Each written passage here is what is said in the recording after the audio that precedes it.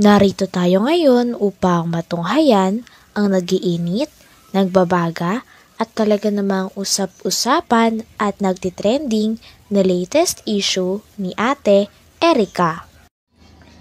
Sa pagpapatuloy ng ating istorya ay narito nga muli si Kalingap Val upang pag-usapan at upang maresolba ang problema ni Ate Erica sa pagitan ng kanyang lolo at ng mga pamilya na naiwan nila pagkatapos nilang magkaroon ng bahay at pera ng kanyang kapatid na si Sheila May.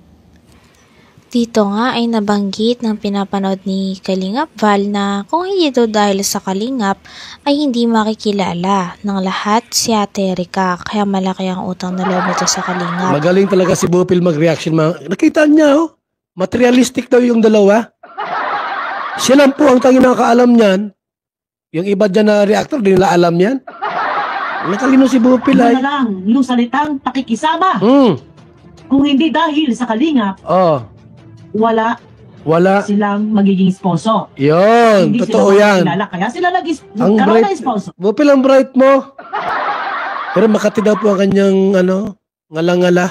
Dito, Isagad mo yung hotdog dito, Huwag mong putulin. Yung jumbo pati ang bili mong hotdog, yung Bupil. Yan mo sa Sibmore o kaya sa Hypermart. Daming hotdog dyan. Yung jumbo hotdog. Huwag mong iluto. Hilaw. Tanggal yung kati-kati sa ngalang-ngala mo. Dahil sa Kalingap. Okay. Pero, nasilaw. Nasilaw talaga sila. Bakit biglang-biglang nagbago ang ihip ng hangin? Yun lang. Yun naman pala. Yun naman pala. Maaaring Nasilaw. ang matatamis na salita at pangako ni sponsor. Hindi po. Totoo yan. Hindi po. Bakit po binawi ni Jun E ang kalahating milyon?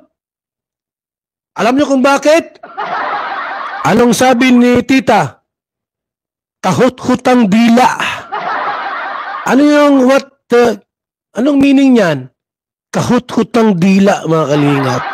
Alam mo nakipag lips to lips na yung dila ay pumulupot sa dila mo?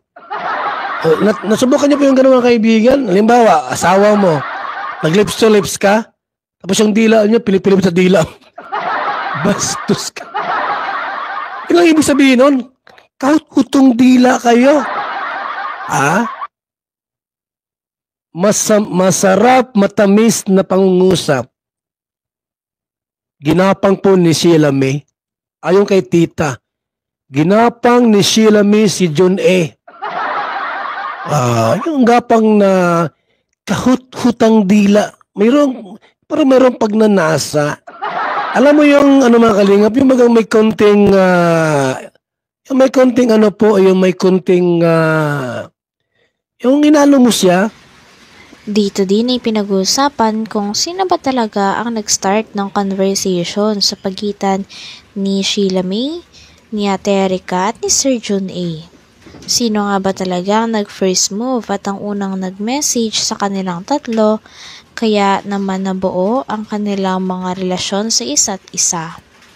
Dito nga ay na-curious talaga si Kalingap Val.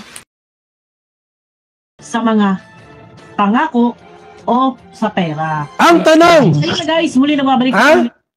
Bakit po nakuha ni Sheila May si Jun A?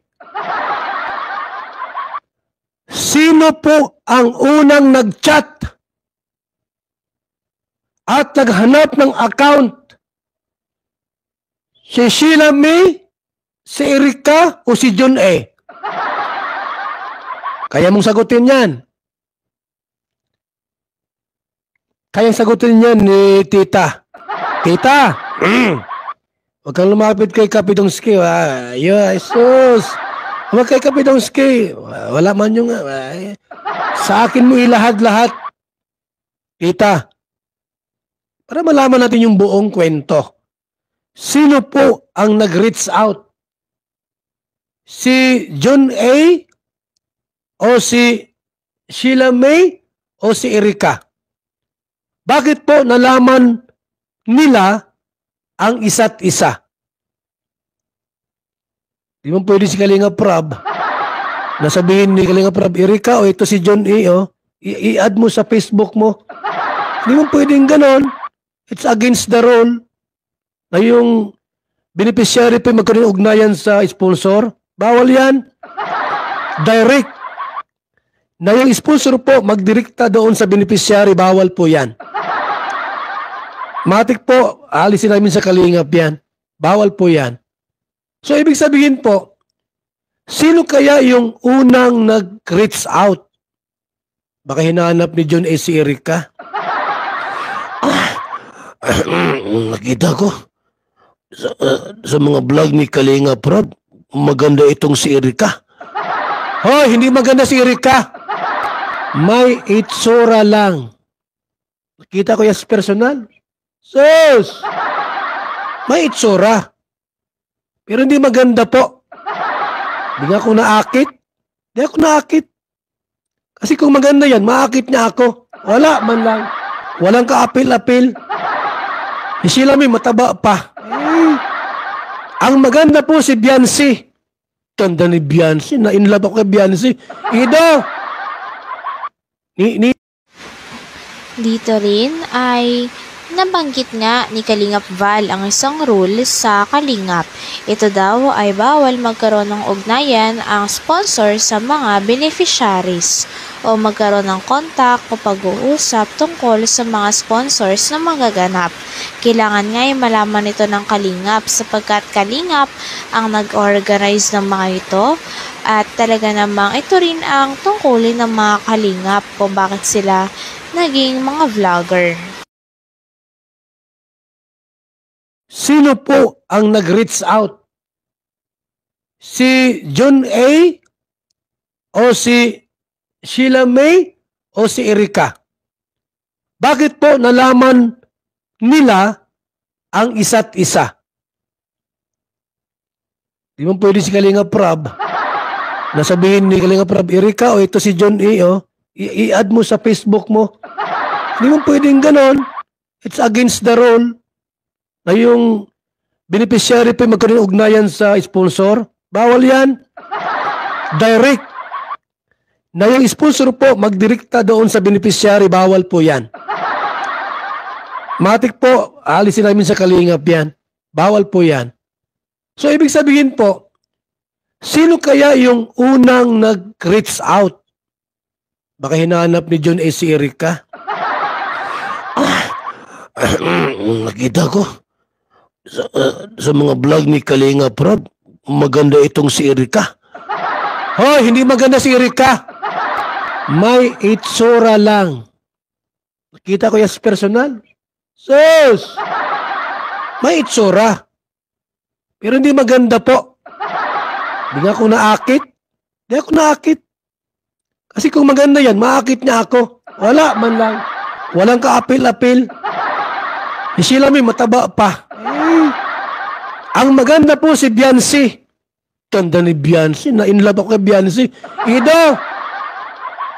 Ninong ako ha, para maisayaw ko si Biancy. Ido! Ha? Pag may birthday, isayaw ko yan ha. Huwag mong suluhin si Biancy. Sayaw lang naman. Pero si Erika, di bali na. Sus! Masayaw? So, di bali na po. Sabi ni John, kailangan ko makilala si ano. Ha? Ngayon, nagsisisi ka na. 100% po. Nagsisisi na po si John A. Yung bayot na ito. Nagsisi na po ang Kalinga po niya. Sa bahay nagmumukmok ko. Tinrider ko si Kalinga po. Ang laki-laki ng gawa kasalanan. Sa Kalinga. Ay, nagsisi ka na. Pasaway ka ay. Hanggang dito na lamang muna ang ating nag-iinit, nagbabaga, pinag-uusapan at talaga namang nagtitrending na latest issue ni Ate Erika.